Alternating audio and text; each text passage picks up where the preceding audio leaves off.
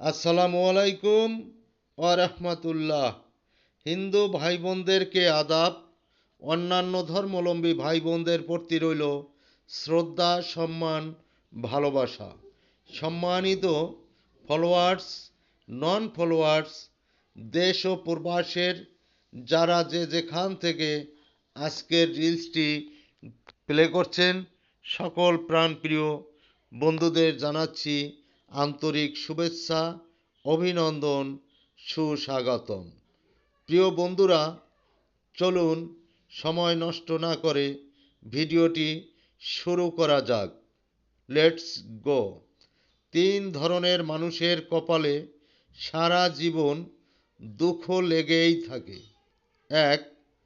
যারা প্রতিনিয়ত নিজের দুঃখ কষ্টকে লুকিয়ে রাখে, কারণ তারা ভাবে আমার দুঃখ কষ্ট কান্না কেউ বুঝবে না।